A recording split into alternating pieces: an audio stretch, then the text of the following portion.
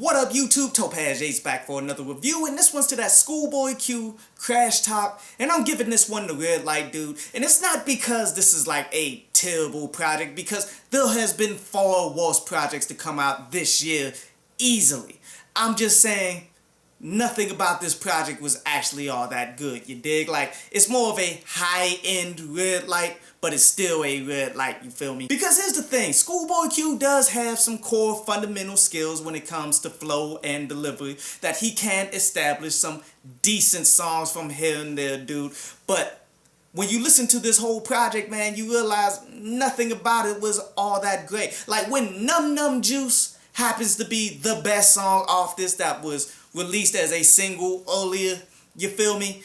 Because of the energy, the production, everything involved with it, but there's no actual lyricism, you feel me? Like when that's your best song, then there's definitely a issue with the project. And this is one thing that people need to stop doing. You need to stop copping pleas for individuals who aren't putting forth the best music. Like, I understand you're fans of TDE. I understand that you're fans of Kendrick Lamar and all that, dude. But yet, you should still be able to tell, okay, this album that they're putting out, this music that these people are putting out, it's not the quality that is necessary to actually dominate the industry as people want it to be. But I will tell you one thing about TDE that I definitely respect. Like, none of this stuff leaks like that. You feel me? Like, whenever they got a project coming up, they keep them joints close to the chest, and they got the whole formula down pat that people can't get in on it and leak it before it drops. So I give mad respects to that. Like, they definitely sealed up their business practices. But let's go ahead and look at this Crash Top.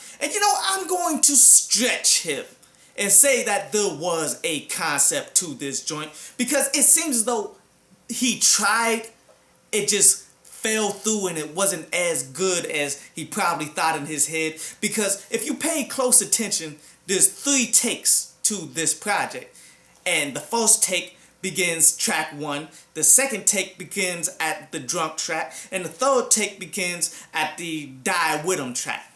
Now, each of these takes, you can stretch and say there was meanings to these collection of songs and making one full project. But it's either this is a stretch and he never intended to do anything like that, or he just didn't do it very well at all. But let's look at the first take that starts off with Gang Gang, where he's all but glamorizing the gang lifestyle right there. The next song is Tales, where he's giving us stories of his life per se, where he's saying, you know, I could have went to school, but I chose to do the streets instead because I couldn't bring my homies with me. I didn't really like school or anything like that as well. As he gives the pitfalls of the gang lifestyle from the last song, where you can end up becoming absolutely nothing at all. And speak of nothing, the next song is Chopsticks, where that has absolutely no value to it. Didn't even like that as a single. I did make a review for that joint though.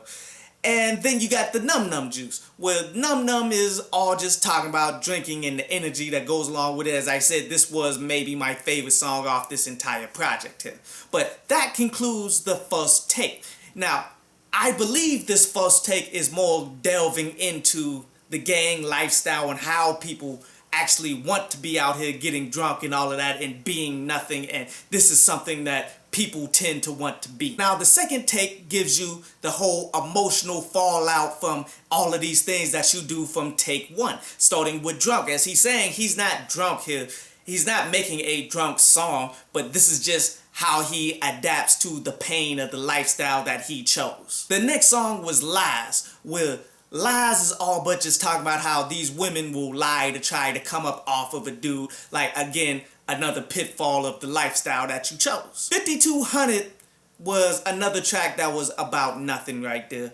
But then Black Folk was rather interesting, because here he's all but talking about the wasted potential that black people have in this country and all that, as he goes deeper into religion there. Like when he said that we were chosen and this water, we crossed it, that's all biblical stuff. Pretty much saying that black people, we were the chosen people in the Bible, and now where we're at now, you can see it's a wasted potential of who we are. As he delves into deeper things about like self-hatred and all of this stuff. Then the next two songs, that Floating with 21 Savage and that Dangerous with Kid Cudi, both of these are all but just drug abuse songs right here. As I did like the energy for that Floating with 21 Savage on it, that was cool. So clearly take two is the fallout of what happened in take one, where, you know, nothing positive comes from it. And then take three can be perceived as him trying to give this game to people, because that's where the Crash song is, where I already made a review for that song as well,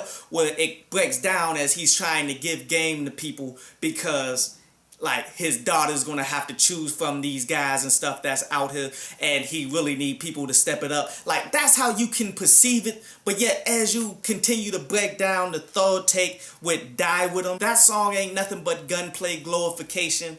Then you got Water, where that ain't nothing at all, with Lil Baby on it, where they just talking about flossing hard.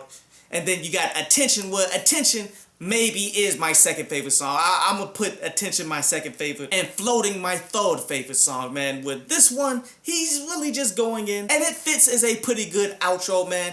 But as you can tell, if this was the actual concept, it's a bit of a stretch. But there's no other way that you can perceive the three takes of this particular album.